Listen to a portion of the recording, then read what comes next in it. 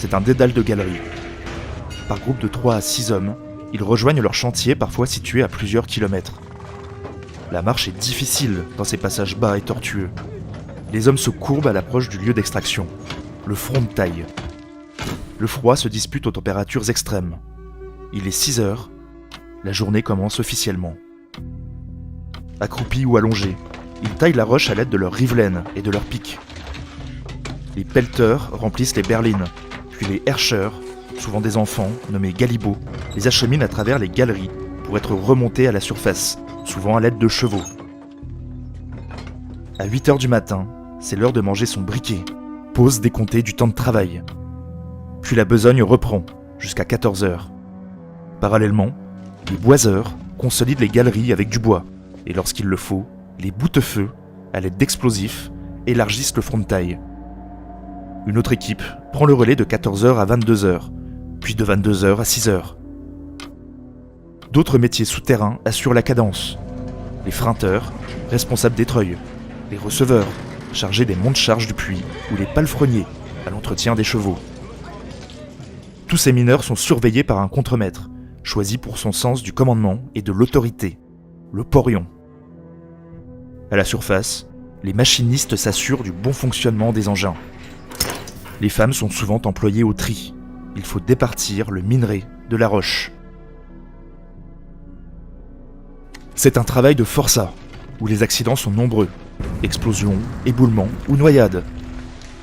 L'espérance de vie est faible, ce qui oblige les patrons à proposer des contreparties s'ils veulent conserver cette main-d'œuvre. Au niveau du salaire, les mineurs sont légèrement mieux payés que les ouvriers d'autres industries, mais tout est calculé au rendement. Les disparités existent entre chaque type de métier de la mine. Les porions n'hésitent pas à infliger des amendes si des manquements à la sécurité sont constatés. Afin d'éviter un conflit social, se met en place ce que l'on nomme le paternalisme minier, qui tente à contrôler tous les aspects de la vie de l'ouvrier. Le logement est fourni à proximité de la fosse, sous forme de quartier, le coron. Une petite parcelle permet également de cultiver son jardin. Le charbon est fourni pour se chauffer en hiver. Écoles, épiceries et cantines sont construites par le patron.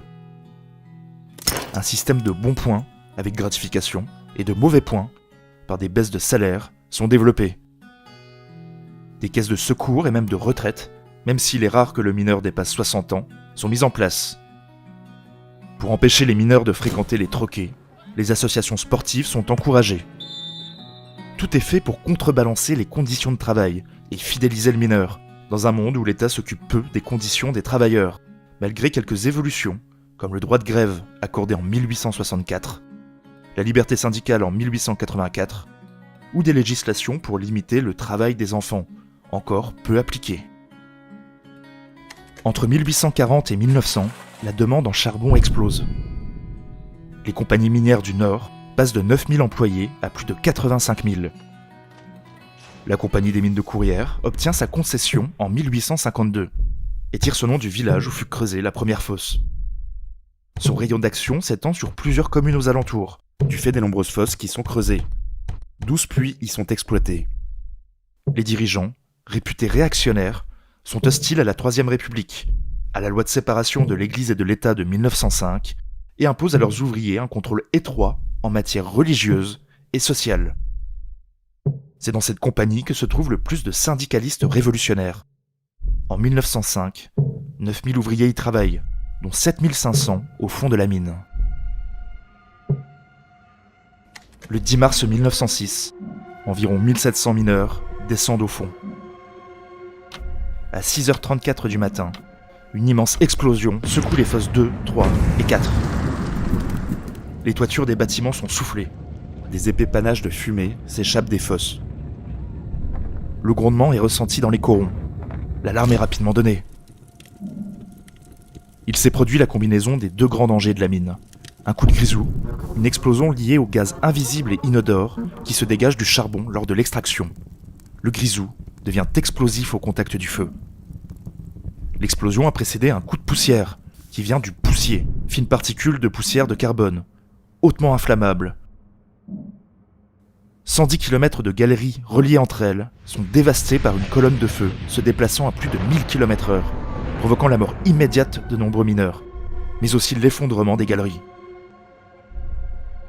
Les rares survivants se retrouvent dans une atmosphère irrespirable. Quelques mineurs, proches des sorties, parviennent à s'extraire. Mais la majorité des ouvriers sont au fond, à plus de 300 mètres de profondeur. Il faut au plus vite organiser les secours, d'autant que les populations alentours, près de 10 000 personnes, se pressent aux grilles de la mine qui sont fermées. La presse est sur place à 11 h, bien avant les secours. Les services de l'État prennent en main les opérations. Les responsables et ingénieurs hésitent. La descente est dangereuse, et plus le temps passe, plus l'espoir de retrouver des survivants s'amenuise. Certains mineurs, comme le délégué syndical Pierre Simon, décident avec 3 camarades de tenter un sauvetage dans la fosse 3. Ils sauvent 17 mineurs. Une équipe allemande de sauveteurs, venue de la Ruhr, vient prêter main forte. Ce sont des spécialistes, bien équipés, notamment d'appareils respiratoires. Mais les équipes françaises sont méfiantes. La France est en plein conflit diplomatique avec l'Allemagne sur la question marocaine. La conférence d'Algésiras, qui se tient au même moment et qui doit régler la question, crispe les relations. L'équipe allemande obtient l'autorisation de descendre seulement 2 jours après la catastrophe. Dans la première journée, c'est au total 550 personnes qui sont sauvées. 16 sauveteurs périssent dans les opérations. Mais le lendemain, alors que les familles vivent dans une terrible attente, il est décidé d'inverser le système d'aérage, ce qui a pour effet de déplacer les gaz toxiques vers les endroits où il y aurait peut-être des survivants. Et surtout, on décide de fermer les puits par un plancher étanche. C'est une condamnation pour les possibles survivants. L'objectif de la compagnie est clair, déblayer au plus vite pour que l'activité reprenne. Les cadavres sont remontés, atrocement mutilés. Les obsèques débutent dès le 13 mars, sous une tempête de neige glaciale. 15 000 personnes sont présentes. L'atmosphère est électrique. La compagnie impose une cérémonie religieuse, même pour les libres penseurs. L'évêque d'Arras, qui officie, est conspué. Le directeur et l'ingénieur des mines sont hués, taxés d'assassins. Il faut dire que de graves manquements aux règles de sécurité ont été constatés. Quelques jours avant la catastrophe, le délégué Pierre Simon avait signalé un incendie dans la fosse 3, qui fut contenu par serment, autrement dit, par une construction de murs autour du foyer, pour éviter sa propagation. La colère gronde. Les mineurs de Courrières se mettent en grève, suivis aussitôt par les mineurs de compagnies voisines de Dourges et Austricourt.